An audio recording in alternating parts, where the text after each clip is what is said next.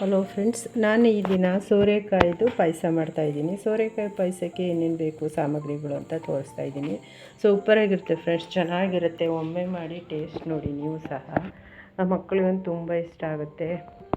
ಮತ್ತು ಇದು ತಿನ್ನೋದ್ರಿಂದ ಆರೋಗ್ಯಕ್ಕೂ ಒಳ್ಳೆಯದು. ಇದರಲ್ಲಿ ಕೊಲೆಸ್ಟ್ರಾಲ್ ಇರೋಲ್ಲ. ಹೆಚ್ಚಾಗಿ ನೀವು ಸೋರೆಕಾಯಿನ ಉಪಯೋಗಿಸಿ ಅಂತ ದಿನನಿತ್ಯ ಏನು ಬಳಸಬೇಡಿ, ಆದರೆ ಇದು ತುಂಬ ಆರೋಗ್ಯಕ್ಕೆ ಒಳ್ಳೆಯದು. ನೋಡಿ, ಸೋರೆಕಾಯಿ ತೊಗೊಂಡಿದ್ದೀನಿ. ಒಂದು ತೊಳೆದು ಚೆನ್ನಾಗಿ ಇಟ್ಕೊಂಡಿದ್ದೀನಿ. ಇವಾಗ ತುರಿತೀನಿ, ತೋರಿಸ್ತೀನಿ. ಅದಕ್ಕೆ ಹಾಲು ಬೇಕು. ನಾನು ಈ ಹಾಲನ್ನೇ ಹಾಕ್ತಾಯಿದ್ದೀನಿ. ನೀವು ಬೇಕಾದರೆ ತೆಂಗಿನ ಹಾಲು ಸಹ ಹಾಕ್ಬೋದು, ಚೆನ್ನಾಗಿರುತ್ತೆ.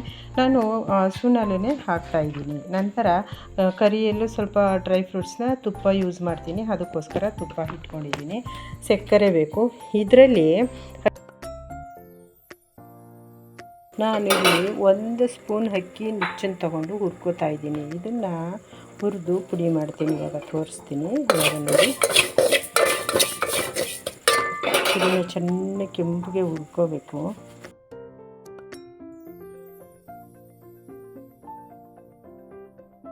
ಇವಾಗ ಇದು ಅಕ್ಕಿ ಒಂದೂವರೆ ಸ್ಪೂನ್ ಅಕ್ಕಿ ಮತ್ತು ಸ್ವಲ್ಪ ಕೊಬ್ಬರಿ, 1-2 ಪೀಸ್ ಕೊಬ್ಬರಿ ಹಾಕ್ಕೊಂಡು ಹುರ್ಕೊಂಡಿದ್ದೀನಿ. ಇದನ್ನು ಮಿಕ್ಸಿ ಮಾಡ್ತೀನಿ. ಇವಾಗ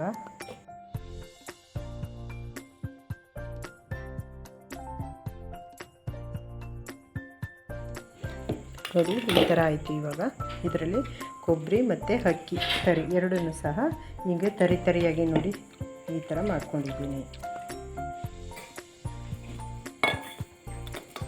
ಪುಡಿ ಮಾಡಿ ಇಟ್ಕೊಂಡಿದ್ದೀನಿ. ನೋಡಿ, ಈ ಥರ ತರಿಯಾಗಿ ಮಾಡಿ ಇಟ್ಕೊಂಡಿದ್ದೀನಿ. ಇದು ಡ್ರೈ ಫ್ರೂಟ್ಸ್ ಮತ್ತು ಏಲಕ್ಕಿ ಪುಡಿ ಇಲ್ಲಿ ಈಗ ನೋಡಿ, ಇದನ್ನು ಅರ್ಧ ಕಟ್ ಮಾಡ್ಕೊಂಡಿದ್ದೀನಿ. ಇದನ್ನು ತುರಿತಾ ಇದ್ದೀನಿ. ಇದು ಮೇಲ್ಭಾಗ ಮಾತ್ರ ತುರ್ಕೋತೀನಿ, ಇದು ತಿರುಳನ್ನ ಹಾಗೆ ಇಟ್ಕೋತೀನಿ.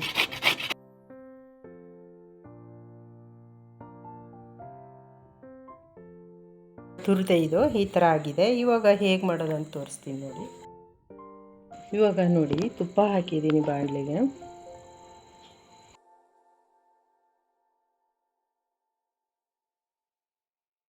ಫಸ್ಟು ಡ್ರೈ ಫ್ರೂಟ್ಸ್ನ ಹುರ್ಕೋತಾ ಇದ್ದೀನಿ.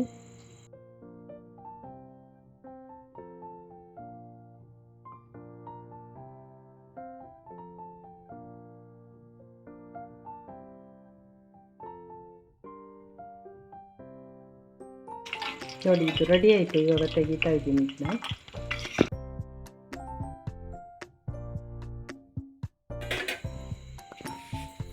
ನೋಡಿ, ಇದೇ ತುಪ್ಪಕ್ಕೆ ಈಗ ನಾನು ಈ ಸೋರೆಕಾಯಿನ ಹಾಕ್ಕೊಂಡು ಹುರ್ಕೋತಾ ಇದ್ದೀನಿ.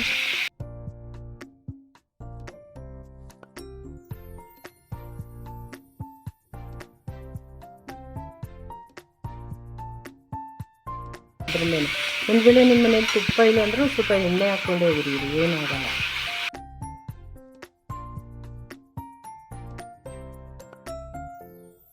ಚೆನ್ನಾಗಿ ಆಗಿದೆ ಇದು. ಇದಕ್ಕೆ ನಾನು ಈ ಅಕ್ಕಿ ತರಿ ಮತ್ತು ಕೊಬ್ಬರಿ ಪುಡಿನ ಸೇರಿಸ್ಕೊತಾ ಇದ್ದೀನಿ. ಮತ್ತು ಇದನ್ನು ಸಹ ಇದರಲ್ಲಿ ಹಾಕಿ ಚೆನ್ನಾಗಿ ಮೊದಲೇ ಹುರಿದಿದ್ದೀನಿ ಕೆಂಪಗೆ ಆಗೋ ತನಕ. ಇದನ್ನು ಸಹ ಇದರಲ್ಲಿ ಒಂದು ಸರಿ ಬಾಡಿಸ್ಕೊಂಡು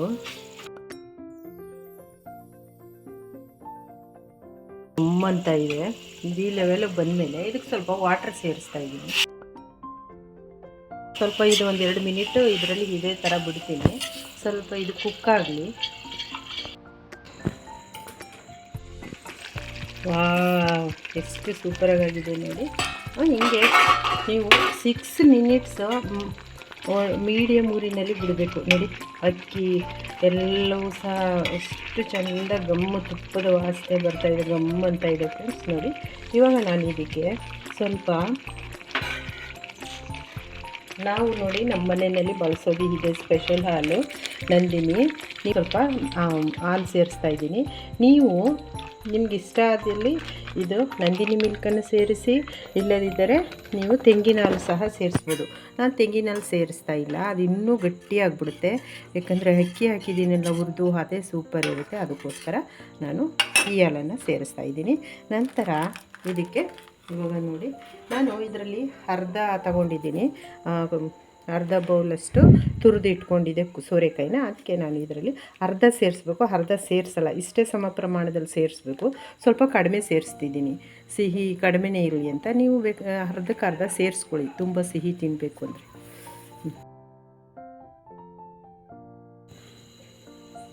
ಇವಾಗ ಇದು ರೆಡಿ ಆಯಿತು. ಇದಕ್ಕೆ ನಾನು ಒಂದು ಏಲಕ್ಕಿ ಪುಡಿ ಸೇರಿಸ್ತಾ ಇದ್ದೀನಿ, ಕರೆದಿರೋ ಡ್ರೈ ಫ್ರೂಟ್ಸ್ ಹಾಕ್ತಾಯಿದ್ದೀನಿ.